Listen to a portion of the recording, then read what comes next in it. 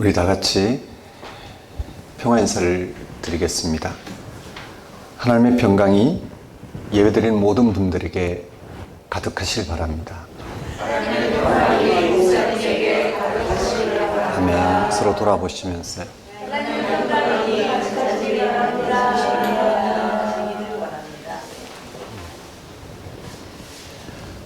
오늘은 성령 강림절 후 9번째 주일입니다.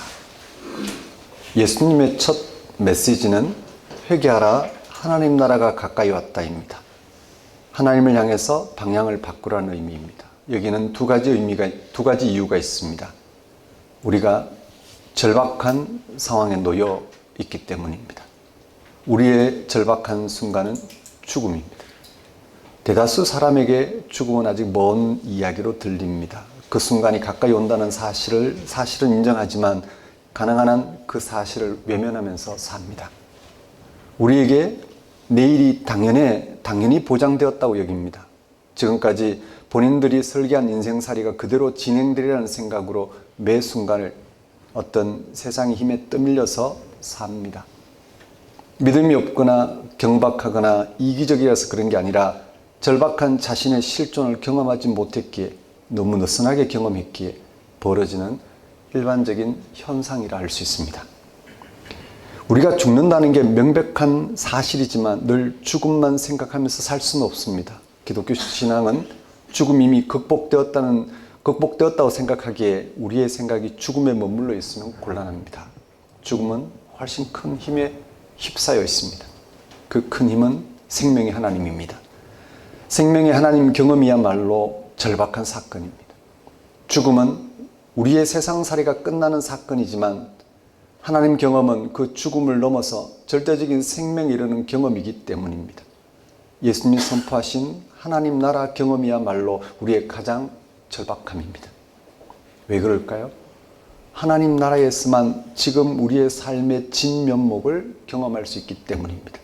세상의 모든 문제와 운명으로부터 건진받을 수 있기 때문입니다.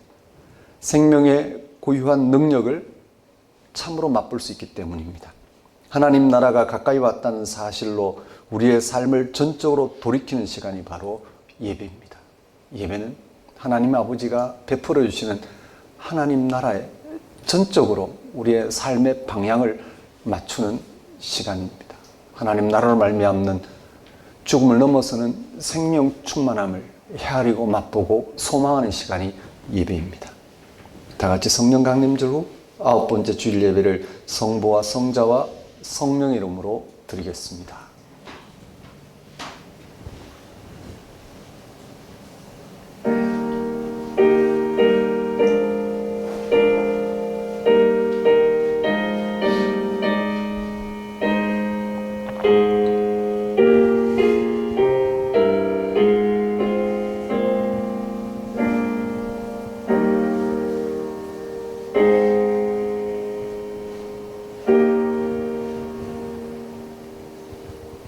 너희가 알거니와 너희 조상이 물려준 헛된 행실에서 대속함을 받은 것은 은이나 금같이 없어질 것으로 된 것이 아니요 오직 흠없고 점없는 어린 양 같은 그리스도의 보배로운 피로 된 것이니라. 그는 창세전부터 미리 알린 바 되시니나 이 말세에 너희를 위하여 나타내신 바 되었으니 너희는 그를 죽은 자 가운데 살리시고 영광을 주신 하나님을 그리스도로 말미암아 믿는 자니 너희 믿음과 소망이 하나님께 있게 하셨느니라. 너희가 진리를 순종함으로 너희 영혼을 깨끗하게 하여 거짓 없이 형제를 사랑하게 이르렀으니 마음으로 뜨겁게 서로 사랑하라. 너희가 거듭난 것은 썩어질 씨로 된 것이 아니요 썩지 아니할 씨로 된 것이니 살아있고 항상 있는 하나님의 말씀으로 되었느니라. 그러므로 모든 육체는 풀과 같고 모든 영광은 풀의 꽃과 같으니 풀은 마르고 꽃은 떨어지되 오직 주의 말씀은 세세토록 있도다 하였으니 너희에게 전한 복음이 곧 이 말씀이니라. 세상을 창조하시고 통치하시며 완성하신 하나님 아버지, 하나님이 예수 그리스도를 죽은 자 가운데서 살리심으로 말미암아 이 세상의 생명이 하나님 나라 하나님의 통치에 있음을 알고 거기에 일치하여 죽음이 극복되는 생명으로 충만하게 하신 하나님 아버지를 이 시간 찬양합니다. 종말에 죽음을 극복한 생명에 참여하는 구원을 얻게 하신 하나님의 은혜로 지금 여기서 당하는 여러 가지 시험에도 절망이 아니라 오히려 희망을 갖게 하신 하나님의 크신 은혜를 이 시간 고백합니다. 죽음이 실존인 세상에서 죽음으로 인하여 고통하고 있는 세상을 참 믿음의 능력으로 바르게 섬길 수 있도록 영적인 능력을 허락하신 하나님 아버지를 이 시간 경배합니다. 하나님 아버지, 예수님과 연합하여 예수님 안에서 드러난 하나님의 은혜를 헤아리고 그 은혜를 삶의 토대로 삼게 하소서. 한 주간 예수님 안에서 새롭게 시작한 삶을 알아보고 그게 삶의 토대를 둔 성숙한 삶을 살게 하소서. 무엇보다 그런 삶이 완성될 순간을 기다리는 거룩한 소망으로 세상을 향한 고유한 소명을 감당하는 삶을 살게 하소서. 예수님 이름으로 기도드립니다. 다 같이 경배의 찬송 31장 찬양 드리겠습니다.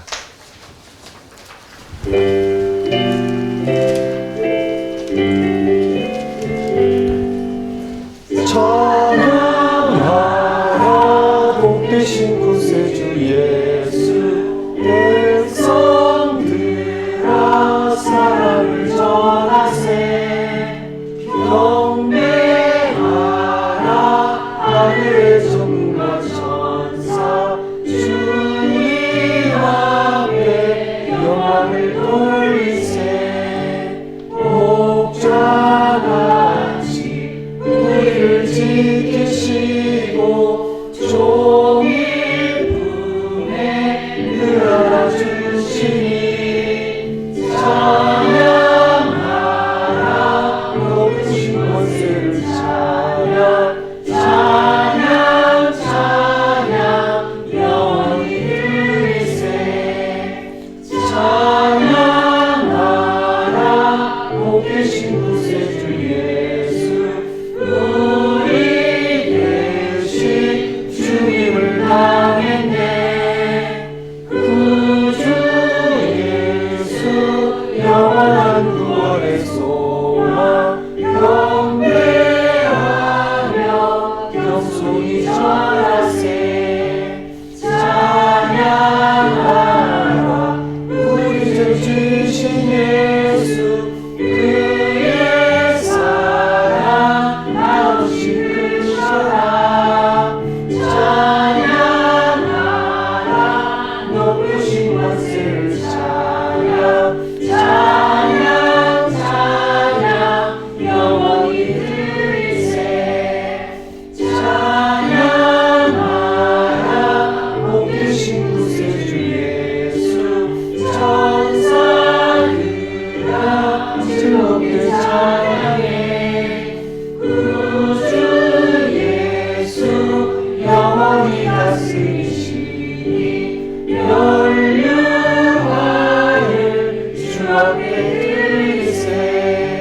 구주 예수 세상을 이기시고 영광 중에 또 다시 오시니 찬양하라 높으신 권세를 찬양, 찬양, 찬양 영원히 들리세. 다 같이 사도신경으로 신앙 고백하시겠습니다. 나는 전능하신 아버지 하나님 천지의 창조주를 믿습니다. 나는 그의 유일하신 아들 우리 주 예수 그리스도를 믿습니다.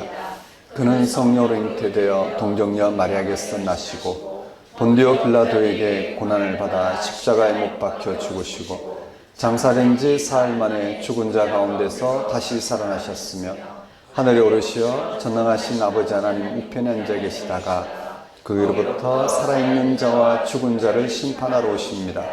나는 성령을 믿으며 거룩한 공교회와 성도의 교제와 죄를 용서받는 것과 몸의 부활과 영생을 믿습니다. 아멘. 이 시간은 참회의 시간입니다.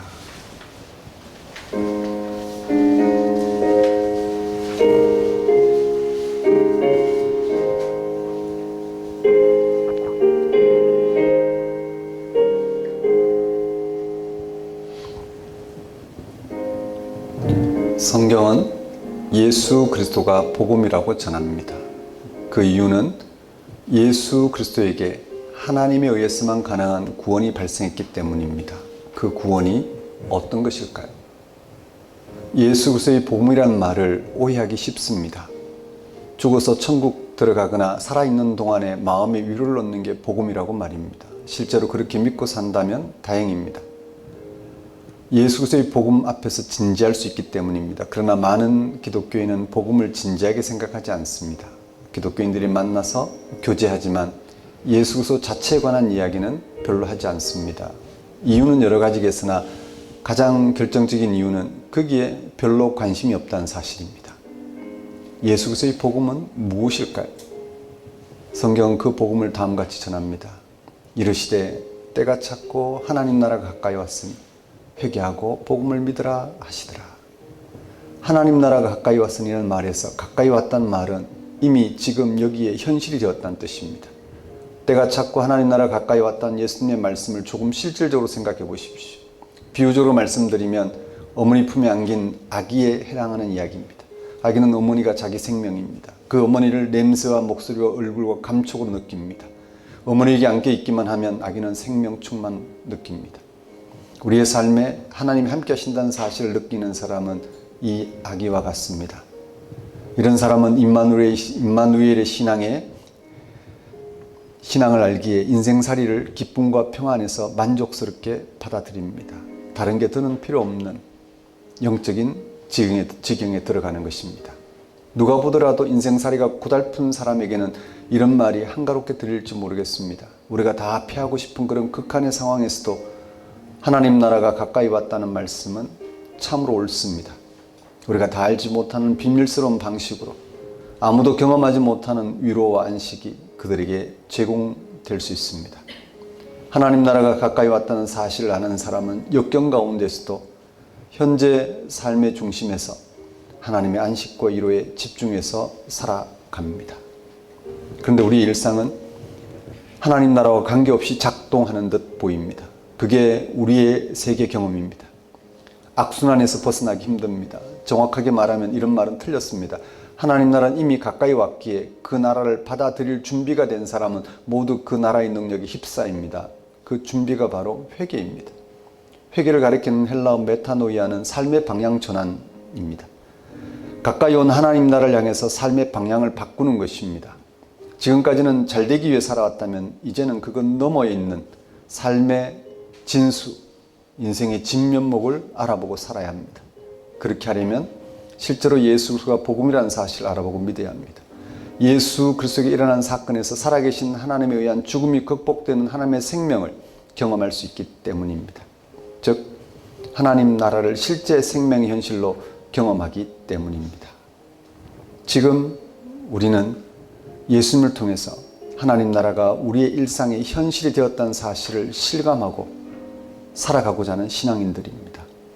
예수 그리스도의 생각과 판단과 선택, 그러니까 그의 인격과 그의 운명에 하나님 나라가 현실로 드러났기 때문입니다. 그래서 우리도 오늘 예수님을 하나님 아들로, 즉 생명의 근원이라 믿고 그를 통한 하나님 나라에 깊이 참여하고자 합니다. 사랑하는 성도 여러분, 한 주간의 삶을 돌아보십시오. 예수님이 드러내신, 또 예수님에게 현실로 임하고 있는 하나님 나라가 우리의 삶의 근거입니다. 우리는 하나님에 의해서 세상에 났고 하나님에 의해서 생명활동을 하고 하나님에 의해서 생명이 완성됩니다. 이런 하나님의 일체 행위가 하나님 나라입니다. 그 나라는 값없이 사랑을 우리에게 베풀어지고 있습니다. 그 사실에 눈을 뜨시고 그 사실을 실감하고자 여러분의 삶을 예수 그리스도에게로 돌이키십시오. 거기로부터 삶의 진수, 여러분 인생의 진면목을 보고자 하십시오. 그러면 육신의 후패함에도 불구하고 다가올 죽음이라는 막막함에도 불구하고 우리는 위로를 받을 수 있습니다. 하나님이 함께 하시는 삶이 얼마나 더 높은지, 죽음조차 극복되는 생명 충만으로 고조되는 길이라는 사실을 헤아리시면서 거기에서 참 안식을 누릴 수 있는 그러한 한 날 한 날이 될 수 있도록 하나님께 회개와 간구를 드리도록 하십시다.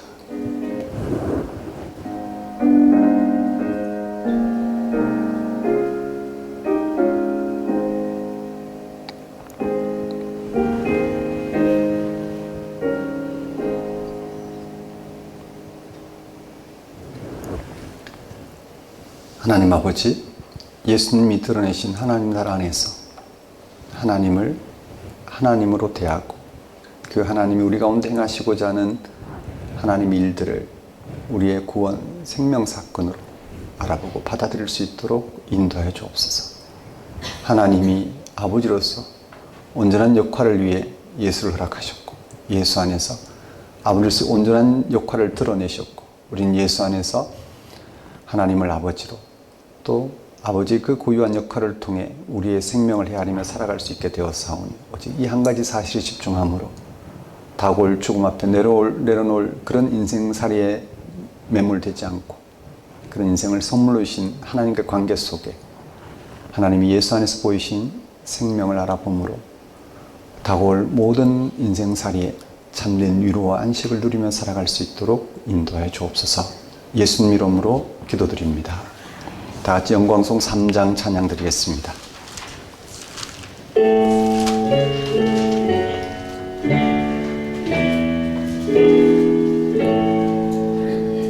성부 성자 성령 찬송과 영광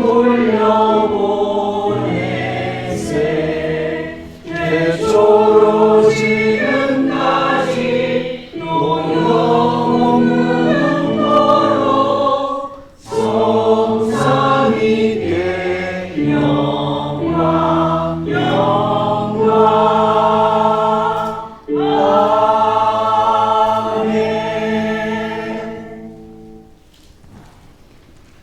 봉헌 시간입니다. 봉헌 찬송 77장 찬양 드리면서 준비한 예물 하나님께 봉헌하도록 하겠습니다.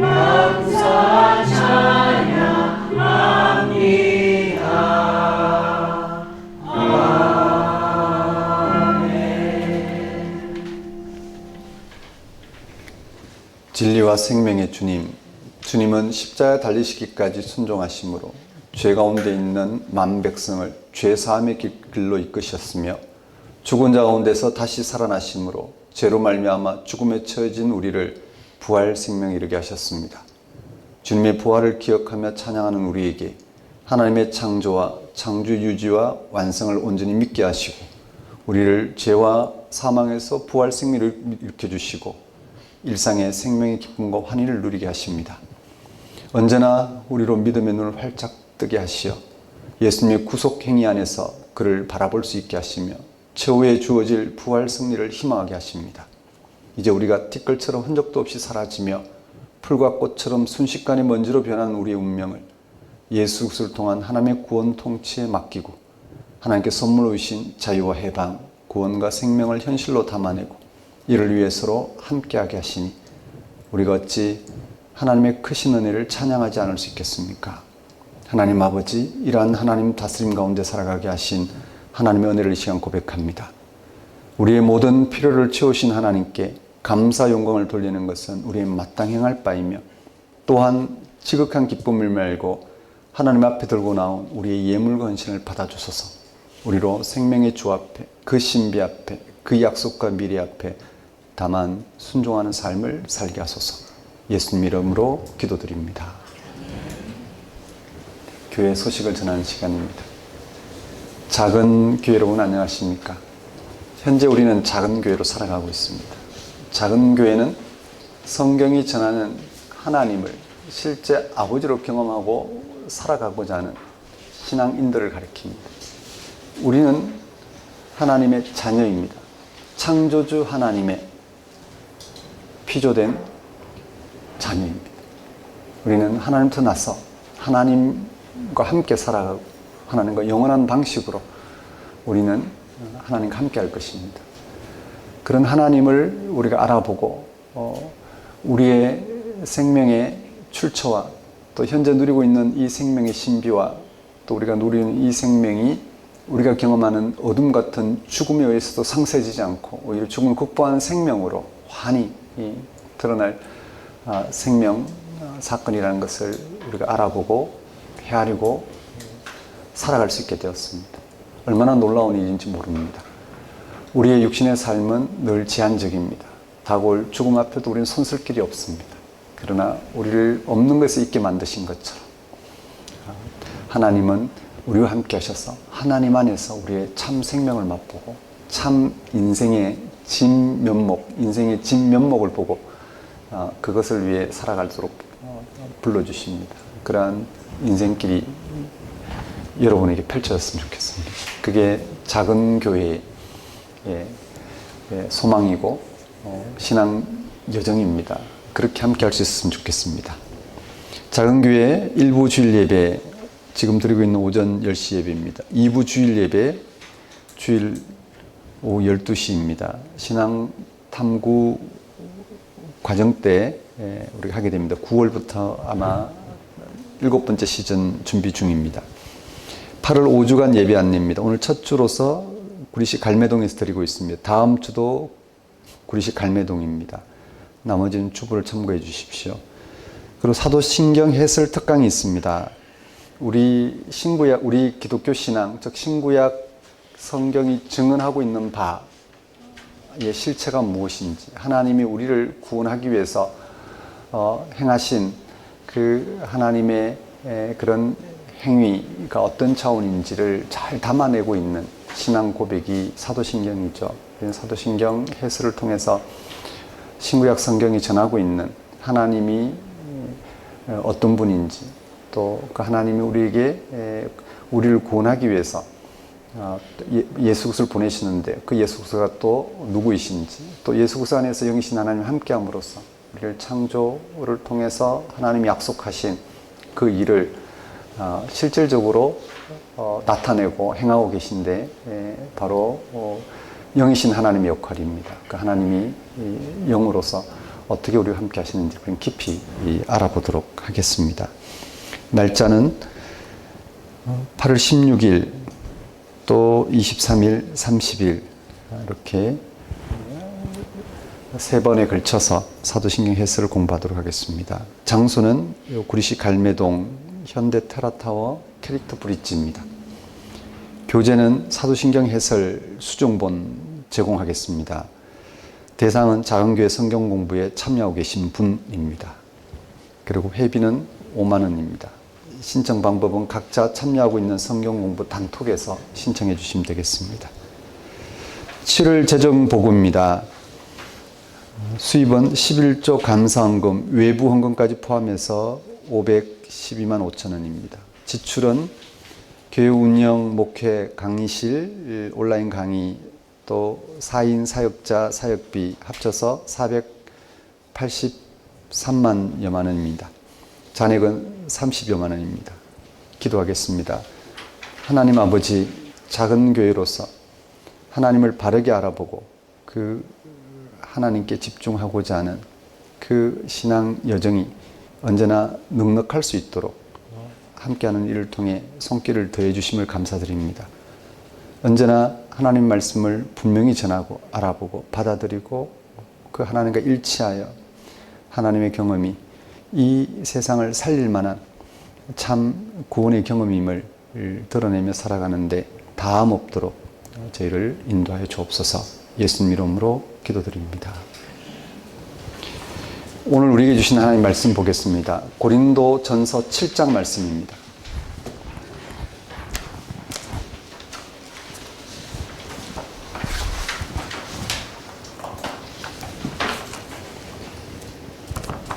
오늘 우리에게 주신 말씀은 고린도전서 7장 29절에서 31절까지 말씀 제가 받들어 봉독하겠습니다. 7장 29절에서 31절까지 말씀입니다. 형제들아, 내가 이 말을 하노니 그 때가 단축하여진 고로 이후부터 안에 있는 자들은 없는 자 같이 하며 우는 자들은 울지 않는 자 같이 하며 기쁜 자들은 기쁘지 않은 자 같이 하며 매매하는 자들은 없는 자 같이 하며 세상 물건을 쓰는 자들은 다 쓰지 못하는 자 같이 하라. 이 세상의 외형은 지나감이니라. 하나님 아버지, 이 시간 선포되는 말씀을 통하여 오로지 하나님께 집중함으로 이 세상의 신비, 이 세상을 향한 하나님의 생명의 신비를 충만히 헤아리며 살아갈 수 있도록 인도하여 주옵소서. 예수님 이름으로 기도드립니다. 오늘 설교 본문은 고린도전서 7장 29절에서 31절까지 말씀이고 제목은 본문을 인용해서 지나가는 세상의 외형 앞에서입니다. 지나가는 세상의 외형 앞에서. 기독교인의 삶은 세상 사람들과 어떻게 다를까요? 기독교인도 세상 사람들과 함께 경제활동이나 정치활동을 하며 살아갑니다. 또 다양한 분야에 관심을 가지고 참여합니다. 때가 되면 결혼해서 가정을 꾸리고 자녀를 낳고 살아가기도 합니다. 무엇이 다를까요? 어떤 기독교인들은 다음과 같이 생각하기도 합니다. 그는 자신이 하나님의 뜻대로 살아가기 때문에 세상 사람들의 삶과 다르다고 말입니다. 그는 하나님 뜻에 맞는 직업을 찾고 하나님 뜻을 따라 정당을 지지하고 하나님 뜻에 맞는 사람을 만나서 결혼하고 가정을 꾸리고 살아간다고 합니다. 문제는 무엇을 하나님의 뜻으로 생각하느냐 하는 것입니다. 하나님의 뜻은 세상살이에 대한 어떤 선택에 달려 있는 것일까요? 이것은 하나님의 뜻이고 저것은 하나님의 뜻이 아닌 것 같은 형태로 하나님의 뜻이 결정되는 것일까요? 그렇지 않습니다. 성경에서 말하는 하나님의 뜻은 우리가 예수 그리스도를 믿음으로 하나님의 구원에 참여하는 것입니다. 그렇다면 기독교인의 삶은 하나님의 구원에 참여하는 삶이라 할 수 있습니다. 하나님의 구원은 세상살이의 어떤 선택이 있지 않습니다. 하나님의 구원은 세상살이의 선택을 넘어선 절대적인 사건입니다. 하나님의 구원은 십자가에 못 박힌 예수 그리스도에게 나타난 영원한 생명에 참여하는 사건입니다. 영원한 생명은 죽음을 뛰어넘는 생명을 가리킵니다. 기독교인의 삶은 이 생명으로 충만한 것을 목표로 합니다. 문제는 우리 기독교인들이 자기의 정체성을 오해하거나 망각한다는 것입니다. 그 결과 세상살이의 모습을 통해 생명 충만한 삶을 모색하는 것입니다. 결국 그런 삶은 세상살이에 과도하게 몰입하게 됩니다. 몰입은 거기에 매여버리는 것입니다. 그런 사람의 삶은 생명 충만하기보다 오히려 매 순간 훼손되고 맙니다. 오늘 설교 본문이 들어있는 고린도전서에서 사도 바울은 기독교인의 정체성을 다음과 같이 전하고 있습니다. 고린도전서 1장 2절에 고린도전서 시작하고 있는 1장 2절에 그리스도 예수 안에서 거룩하여지고 성도라 부르심을 받은 자들이라고 했습니다. 바울은 기독교인들을 그리스도 예수 안에서 거룩하여진 자들, 성도, 즉 거룩한 무리로 부르심을 받은 자들이라고 했습니다. 거룩하여진 자들 또는 성도는 세상과 구별되어 하나님께 속한 사람들을 말합니다.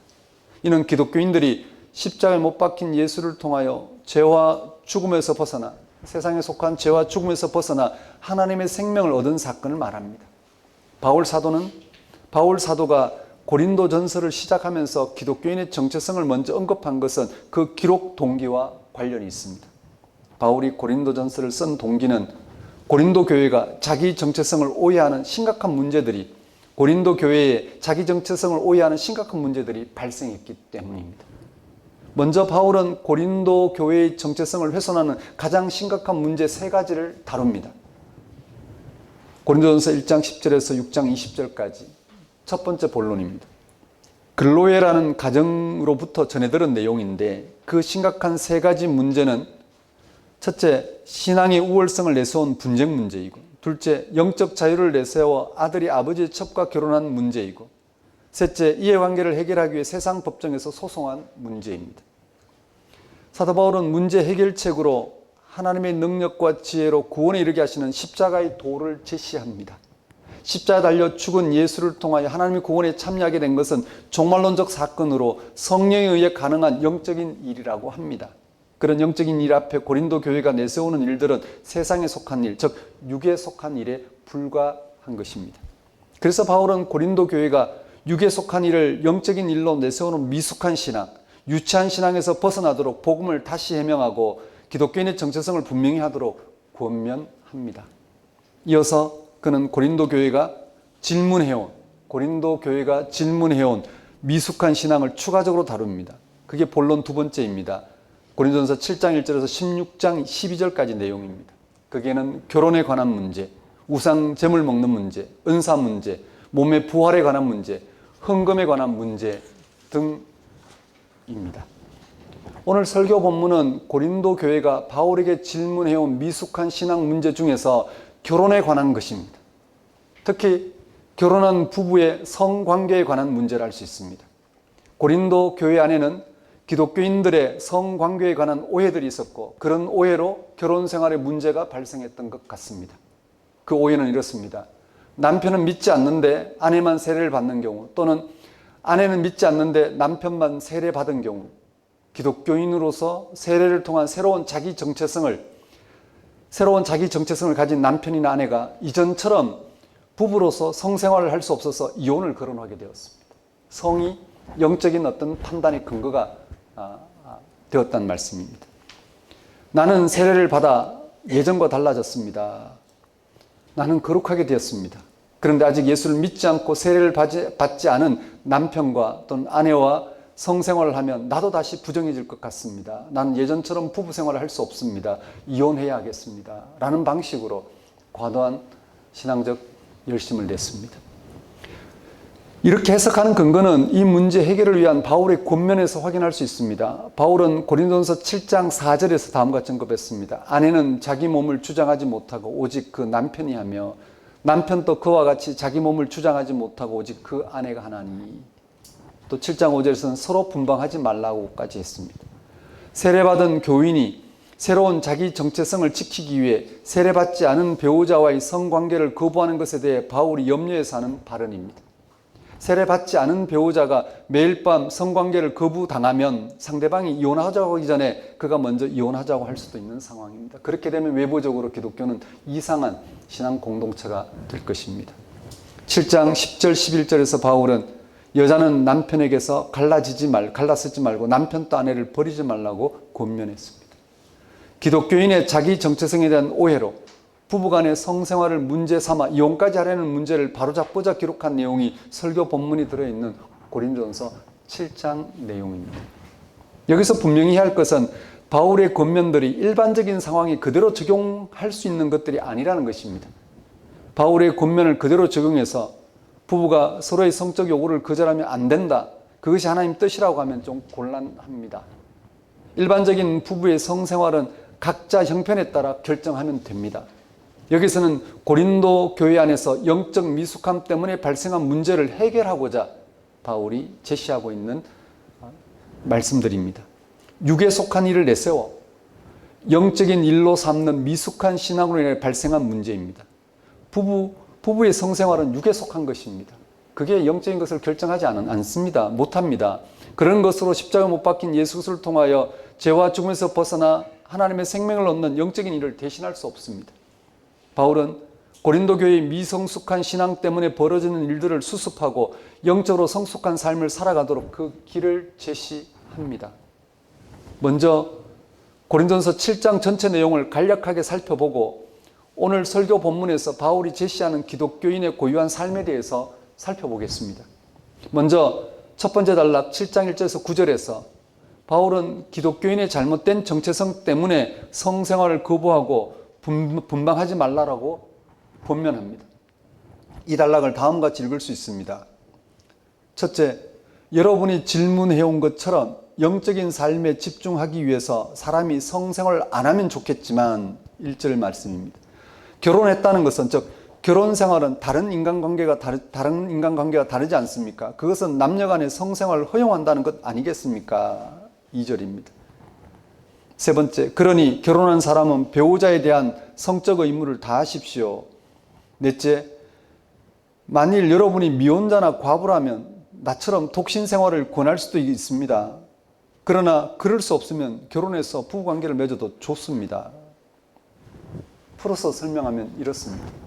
두 번째 단락 7장 10절에서 16절에서 바울은 기독교인의 잘못된 정체성 때문에 이혼하지 말라고 권면합니다. 첫 번째, 기독교인의 잘못된 정체성 때문에 부부의 성생활을 피하려고 이혼하려는 분들은 이혼하지 마십시오. 이것은 주님의 명령입니다.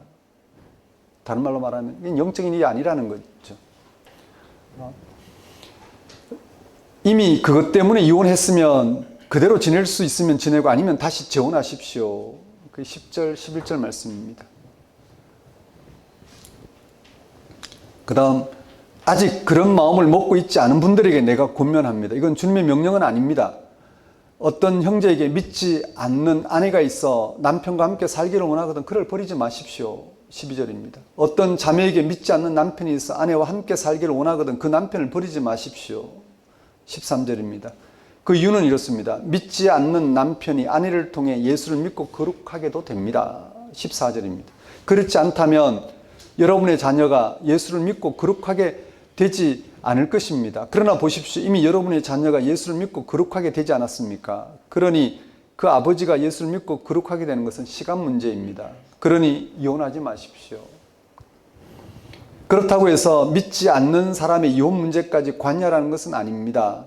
아내 된 자, 남편 된 자여 기독교인의 잘못된 정체성 때문에 부부의 성생활을 피하려고 이혼하려고는 하지 마십시오.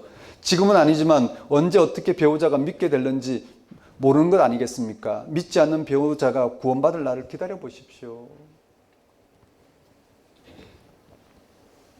세 번째 단락입니다. 7장 17절에서 24절에서 기독교인의 잘못된 정체성 이해 때문에 부부의 성생활을 피하려고 이혼하는 이들에게 이혼하지 말고 부르심을 받은 그대로 하나님과 함께 거하라고 권면합니다.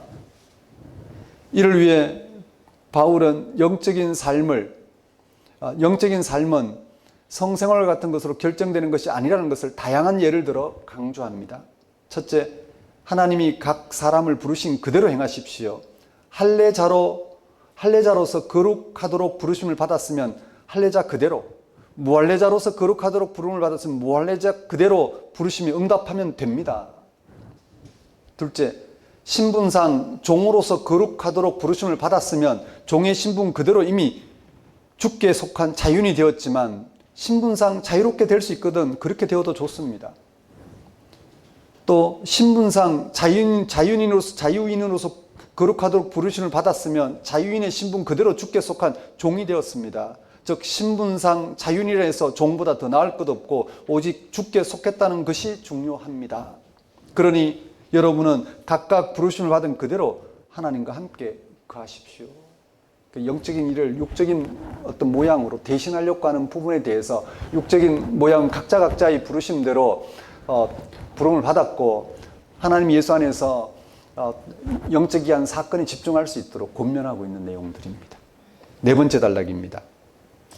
7장 25절에서 40절입니다. 바울은 여기서 마지막으로 한 번 더 강조합니다. 기독교인의 잘못된 정체성으로 인하여 부부의 성생활을 피하려고 이혼하는 이들에게 다시 한번 이혼하지 말라고 권면합니다. 일반적으로 이걸 적용시키는 게 아니라 어떤 문제가 발생했습니다. 기독교인의 잘못된 정체성으로 인해서 어떤 육에 속한 일들을 마치 영에 속한 일인 것처럼 헤아리고 있는 이들을 향해서 바울이 권면하고 있는 내용이라는 것을 염두에 두셔야 합니다. 먼저 바울은 7장 25절 26절에서 결혼하지 않는 처녀를 예를 들어서 그냥 지내는 것이 좋다고 합니다. 이는 결혼하지 않는 것이 좋다는 것이 아니라 성생활로 인하여 이혼하려는 미숙한 이들을 향하여 영적인 차원을 해명하려는 것입니다. 그러니까 바울은 7장 26절에서 언급하고 있는 것처럼 영적인 것은 종말론적인 사건이지 성생활에 의해 결정되는 것이 아니라는 것입니다. 뒤이어 바울은 27절 28절에서 또 다른 예로 결혼하였으면 결혼한 대로, 이혼하였으면 이혼한 대로 살면 되고, 하지만 결혼해도 죄 짓는 것도 아니고 다만 그런 것은 육에 속한 일에 불과하다는 것을 밝힙니다. 이러한 예는 7장 36절에서 40절까지에도 계속됩니다. 바울은 약혼한 사람이 상대와 결혼해도 좋고 파혼하는데 큰 문제가 없으면 그렇게 파혼해도 좋다고 합니다. 그러면서 결혼하는 자도 잘하는 것이고 결혼하지 않는 자도 잘하는 것이라 밝힙니다. 또 바울은 부부가 함께 살다가 한쪽이 먼저 죽으면 재혼해도 좋고 그대로 지내도 좋다고 합니다. 이러한 바울의 설명은 성생활을 요구하는 결혼 유무가 영적 삶을 결정하는 것이 아니라는 데 있습니다. 기독교인의 영적 정체성은 성생활을 요구하는 결혼 유무와 같은 것에 달려있는 것이 아닙니다. 왜냐하면 기독교인의 영적 정체성은 예수님의 십자가 사건이 일어난 종말론적 하나님의 구원 사건에 근거하고 있기 때문입니다. 동의되시는지?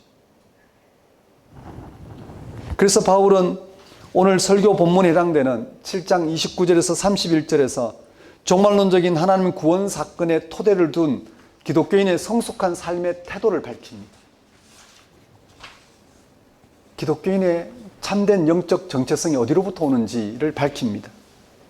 여기에 똑같은 형식의 문장이 5번 반복됩니다. 뭐뭐 하는 사람은 뭐뭐 하지 않은 사람처럼 살라는 것입니다. 보세요. 첫 번째는 29절에서 안에 있는 자들은 없는 자 같이 살고, 두 번째는 30절 상반절에서 우는 자들은 울지 않는 자 같이 살고, 세 번째는 30절 중반절에 기쁜 자들은 기쁘지 않은 자 같이 살고, 네 번째는 30절 하반절에 매매하는 자들은 없는 자 같이 살고, 다섯 번째 31절에서 세상 물건 쓰는 사람들은 다 쓰지 못하는 자 같이 살라고 했습니다. 여기서 거론된 5 항목은 여기에만 한정되는 게 아니라 인간의 모든 삶을 가리킵니다. 대표합니다. 안에 있는 자들은 결혼한 사람들을 가리킵니다. 결혼했지만 결혼하지 않은 사람같이 살라는 것입니다. 총각 행세라는 말이 아닙니다. 이는 앞에서 언급한 것처럼 부부관계에 매몰되지 말라는 것입니다. 우는 자들은 세상에서 힘든 일을 겪고 있는 사람들을 가리키고, 반대로 기쁜 자들은 세상에서 좋은 일들을 누리고 있는 사람들을 가리킵니다. 세상에서 힘든 일을 겪고 있던, 좋은 일을 누리고 있던 거기에 삶을 걸어두지 말라는 것입니다. 매매하는 자들은 원하는 것을 소유한 사람들을 가리킵니다. 원하는 것을 소유한 사람이지만 그것이 자기 것이 아닌 것처럼 여기고 살라는 것입니다. 세상 물건 사는 사람들은 많은 것을 소유한 사람들을 가리킵니다. 요즘 말로 말하면 소비지향적인 사람들입니다. 그런 사람들은 다 쓰지 못하는 자같이 살아야 한다고 권면합니다.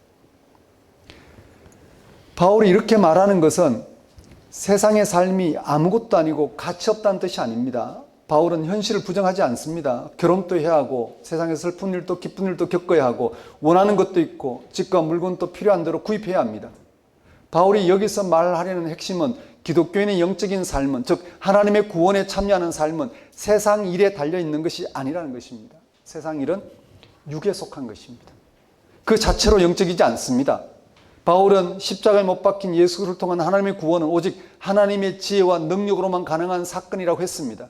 이는 세상이 받아들이지도 알지도 못하는 감춰졌던 것인데 십자가 사건을 통해 드러났고 성령의 역사로 우리에게 이루어지는 사건입니다. 이런 영적인 일을 세상의 일로 헤아리려고 하는 것이 미숙한 신앙인 것입니다. 그 중에 하나가 결혼한 이들의 성생활에 관한 문제였고, 바울은 이 문제를 해결하기 위해 세상의 일을 대표하는 몇 가지 예를 들어 확장해서 설명하고 있는 중입니다. 바울은 이 문제를 해결하기 위해 세상의 일을 대표하고 있는 몇 가지 예를 들어 확장 설명하고 있는 중입니다. 바울은 영적인 일과 세상의 일을 구별하여 세상의 일은 그대로 받아들이고 살되 거기에 몰입하지 말라고 강조하고 있는 것입니다. 세상의 일에 몰입하게 되면, 즉 세상의 일을 가지고 그것이 우리를 거룩하게 할 만한, 좀 더 경건하게 할 만한 일이라는 것으로 붙들게 되면 실제 구원에 이르게 하는 영적인 일을 오해하거나 망각하게 됩니다. 점점 세상의 일이 절대적인 것이 되어서 사람이 거기에 지배당합니다. 현재 우리 기독교인 중에서 세상의 일에 지나치게 몰입된 분들이 있습니다. 돈벌이에 영혼까지 맡기면서 삽니다. 떵떵거리고 살지 못해서 불안해하기도 합니다. 이 세상이 그렇게 돌아가니까 기독교인들도 어쩔 수 없긴 합니다. 오늘의 자본주의 세상에서 돈벌이는 구원론적 위치를 얻고 있습니다. 그래서 사람들은 거기에 목숨을 겁니다. 세상 일에 몰입하다 보면 경우에 따라서 극단적인 행동을 취하게 됩니다. 자신들이 옳다고 생각하는 것을 관철하기 위해 물불을 가리지 않습니다. 이렇게 사람들이 세상 일에 너무 깊이 몰입하다 보면 결국 파괴적인 충돌과 행위들이 일어납니다. 앞으로 세상이 아무리 좋아져도 이런 일은 없어지지 않을 것입니다. 모두가 세상에 몰입하는 걸 인생이라고 생각하기 때문입니다. 거기서 뭔가 인생이 결정날 것처럼 사생결단을 하고 덤벼듭니다. 이런 세상에서 기독교인은 어떤 태도를 취해야 할까? 우리는 성경으로 돌아가서 그 대답을 항상 찾을 수 있어야 합니다. 예수님은 로마의 독재 권력에 의해서 십자가에 처형당했습니다. 당시 유대인의 입장에서 로마 권력은 악입니다. 악. 거기에 투쟁해야만 합니다. 당시에 많은 유대인들이 반로마 무력 투쟁에 나섰습니다. 예수님의 제자 중에도 그런 사람들이 있었습니다. 예수님이 초능력을 발휘하거나 그게 아니라 민중들을 선동해서라도 로마 정권을 몰아내고 이스라엘이 중심이 되는 세상을 이룰 것으로 기대한 것입니다. 그러나 예수님은 로마 정권과 정면으로 맞서지 않았습니다. 요한복음 기자는 예수님이 로마 총독인 빌라도에게 신문을 당하면서 이런 말씀을 하셨다고 합니다. 내 나라는 이 세상에 속한 것이 아니라 만일 내 나라가 이 세상에 속한 것이었더라면 내 종들이 싸워 나로 유대인들에게 넘겨지지 않게 하였으리라. 이제 내 나라는 여기에 속한 것이 아니니라. 바울이 활동하던 시대도 역시 로마 정권이 지배하고 있을 때였습니다. 로마 정권에 의해서 많은 기독교인이 직장을 잃고 체포당하고 심지어 순교도 당했습니다. 반로마 무력 투쟁이라도 벌여야만 했습니다. 그러나 바울은 그렇게 하지 않았습니다. 그는 무력 투쟁이나 폭력 대신에 복음을 전했습니다. 예수님이 선포한 하나님 나라가 세상에 속하지 않은 것처럼 바울이 전한 복음은 로마 정권의 차원에 속한 것이 아니었습니다. 더 근본적이고 원천적인 것이었고 세상을 실제로 다스리고 완성하는 차원이었습니다. 질적으로 차원이 다른 하나님 나라였고 우리를 구원에 이르게 할 만한 좋은 소식이었습니다. 그렇다면 세상이 아무리 부패해도 기독교인들은 신앙생활만 열심히 하면 된다는 말이냐 하고 반문할 수 있습니다. 그런 반문도 오해입니다. 기독교는 세상이 하나님의 사랑과 평화가 가득하게 되기를 위해서 투쟁해야 합니다. 예수님도 기독교인의 정체성을 소금과 빛으로 설명했습니다. 기독교인들이 그런 소금과 빛의 전조론적 능력으로 산다면 세상은 옳은 모습을 보게 될 것입니다. 마치 음식물에 소금이 조금만 들어가도 짠맛을 유지하듯 캄캄한 방에 촛불을 켜면 밝아지듯 말입니다. 기독교인들이 인격이나 도덕이나 윤리에서 뛰어나기 때문이 아니라 기독교인들이 집중하고 있는 신앙의 세계가 소금과 빛과 같은 현상으로 나타난다는 뜻입니다. 기독교는 늘 세상 안에서 세상을 위해서 살아야 합니다. 세상 없이는 교회도 없습니다. 그래서 우리는 예수 그리스도를 통한 하나님 나라가 세상을 향한 가장 선한 일이요 구원에 이르게 할 만한 가장 좋은 일이라는 것, 정말 값없이 우리에게 선물로 주신 일이라는 것을 우리는 알아보고 받아들이고 거기에 걸맞게끔 우리는 세상을 대하며 살아갑니다. 오직 사랑 안에서 사랑 충만한 방식으로 우리는 세상을 대하며 살아갑니다. 그럴 때 세상을 향한 하나님의 일이 반사되고 세상은 자기들이 추구해야 될 본 모습이 어디에서부터 가능한지를 비로소 알아보게 될 것입니다. 그럼에도 불구하고 궁극적으로 기독교인은 세상에 너무 깊이 몰입하지 말아야 합니다. 안에 있는 자들은 또는 남편이 있는 자들은 없는 것처럼 살아야 하고 우는 자들은 울지 않는 자처럼 살아야 합니다. 사업을 해서 돈을 잘 버는 사람도 돈이 없는 것처럼 살아야 합니다. 그 돈은 곧 없어질 것이기 때문입니다. 건강한 사람은 건강하지 못한 것처럼 살고 건강하지 못한 사람은 건강한 것처럼 살아야 합니다. 지금 바울이 고린도전서 7장 전체에서 언급하고 있는 결혼, 이혼, 재혼, 처녀, 과부, 독신 등과 관련한 성생활도 마찬가지입니다. 거기에 몰입하지 말아야 합니다. 결혼한 사람은 하지 않은 것처럼 살아야 합니다. 왜 그래야 할까요? 꼭 그래야만 할까요? 세상살이에 몰입하지 않으면 도대체 무슨 재미로 살라는 말인가 하고 질문하고 싶은 분들도 있을 것입니다. 바울은 31절 후반절에서 이렇게 말합니다. 이 세상의 외형은 지나감이니라. 본문이 말하는 세상의 외형은 헬라어 스케마투 코스무의 번역입니다. 코스무는 코스모스에서 파생된 단어입니다. 세상 또는 우주를 가리킵니다. 스케마는 우리가 살아가는 이 세상의 외형, 즉 이 세상 전체를 말합니다. 외형은 이 세상 전체를 가리키는 헬라의 고유한 표현입니다. 외형은 이 세상 전체를 가리킵니다. 그 외형이 지나간다는 것은 만물의 무상을 가리킵니다. 모든 것은 다 지나갑니다. 우리 자신은 물론 지구 안의 모든 것들이 그렇습니다. 지구 자체도 지나갑니다. 태양도 사라집니다. 우리 개인도 지나갑니다. 여러분도 지나가고 저도 지나갑니다. 아내도 지나가고 남편도 지나갑니다. 우리가 소유하고 관계하고 있는 모든 사물과 사람은 지나갑니다. 이런 것들을 생각하면 우리 인생도 구름이나 바람을 손으로 잡으려는 것처럼 허망이 짝이 없습니다. 원래 세상은 다 그런 것 아니냐? 인생이 화살처럼 빠르다는 말이 있지 않느냐? 별로 새로운 것도 없는 이야기를 또 반복하고 있네라고 할 수 있습니다. 바울도 세상의 무상함 그 자체를 말하는 것이 아닙니다. 중요한 것은 우리 신앙의 토대에 관하여 말하려는 것입니다. 바울의 말에 한 번 더 귀를 기울여 보십시오. 그는 오늘 본문을 언급하면서 한 가지 사실을 전제하고 있습니다. 오늘 본문 시작 구절 한번 보십시오. 29절에 이렇게 시작합니다.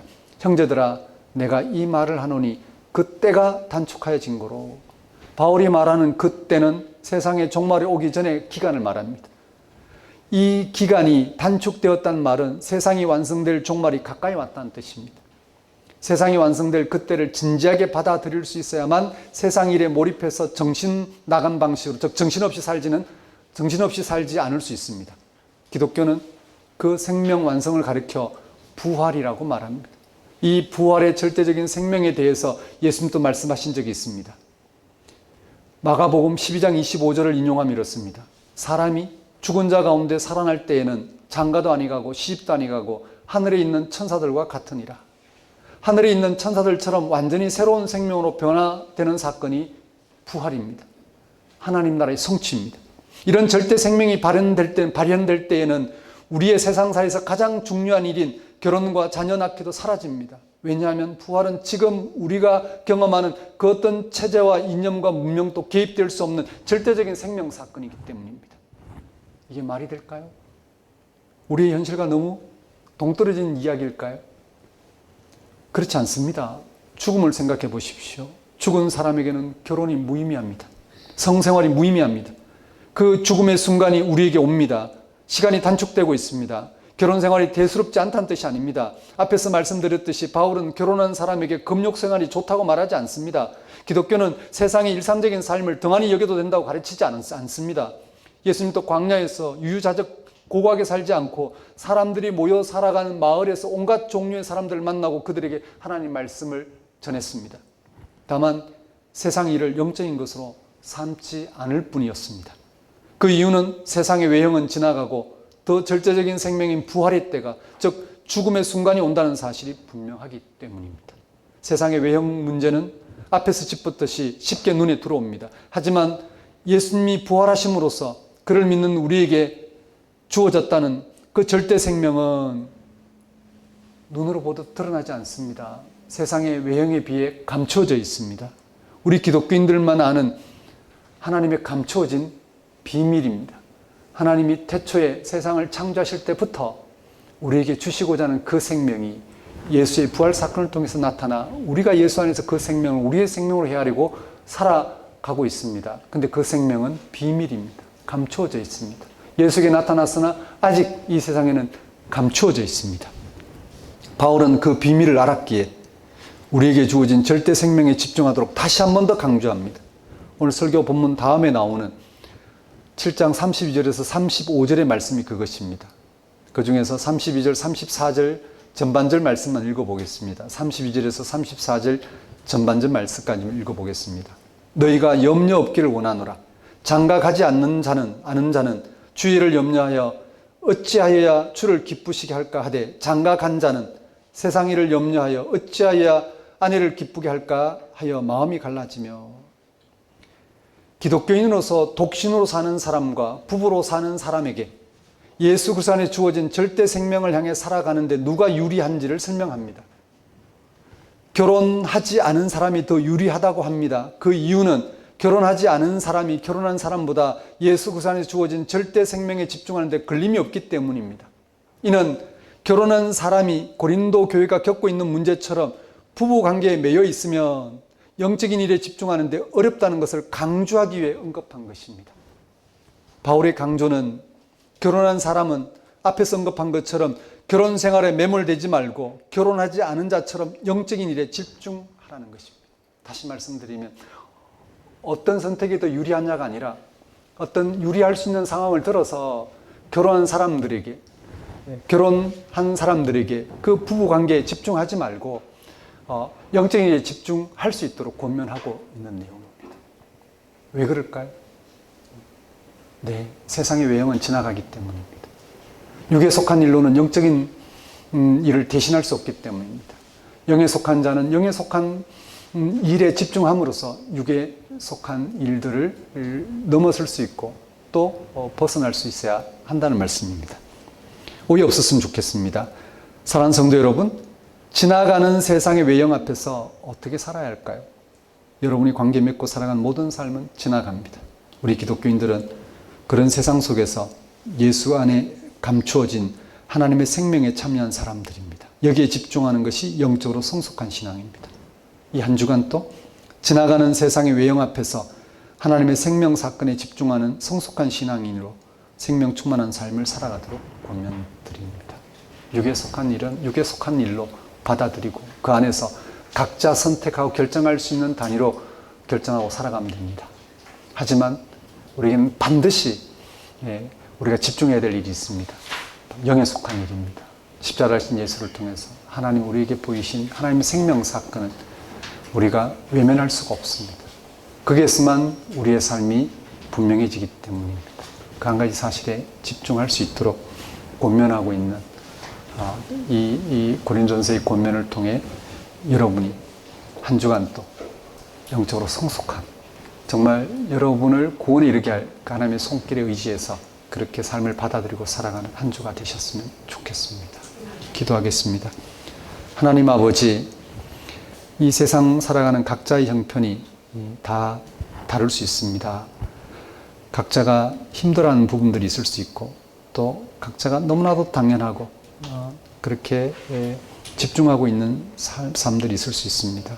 하지만 우리를 영적인 존재로 불러주셨사오니 십자가를 하신 예수를 통해서 하나님의 생명을 알아보고 그 생명 충만한 삶을 통해서 지나가는 외형에 매달려 그것으로 인해 겪는 고통을 겪지 않을 수 있도록 오직 하나님의 생명 충만한 삶을 통해서 우리의 삶을 헤아리고 소모하며 살아갈 수 있도록 인도해 주옵소서. 예수님 이름으로 기도드립니다.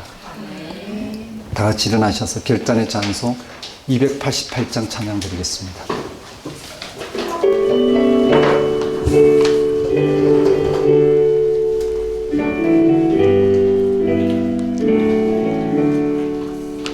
예수로 나의 구주 삼고 성령과 이로써 거듭나니 이 세상에서 내 영혼이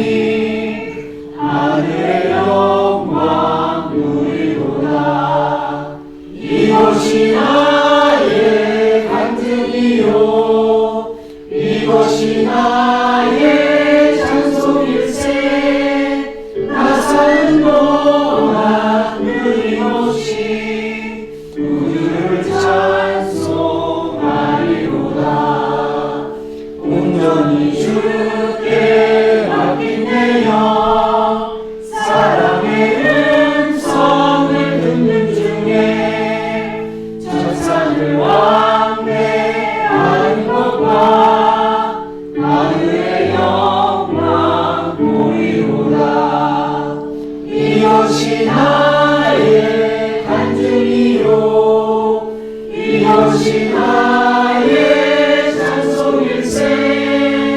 나 사는 동안 끊임없이 구주를 찬송하리로다.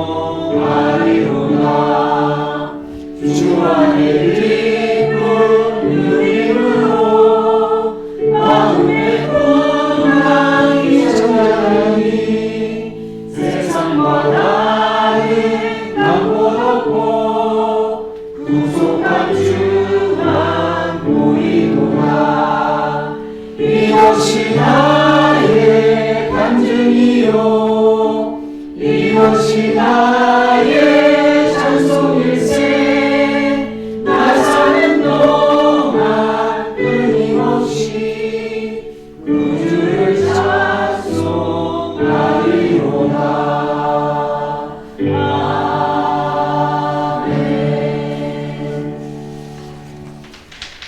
기도하겠습니다. 이제는 우리 주 예수 그리스도의 은혜와 하나님의 무한하신 사랑과 성령님의 교통하심이 예수 그리스도가 부활하심으로써 그를 믿는 우리에게 절대적인 생명이 주어졌다는 사실에 집중함으로 지나가는 세상의 외형에서 자유하여 생명 충만한 삶을 누리며 살아고자 결단한 주의 백성 위에 영원히 함께 하시기를 축원합니다.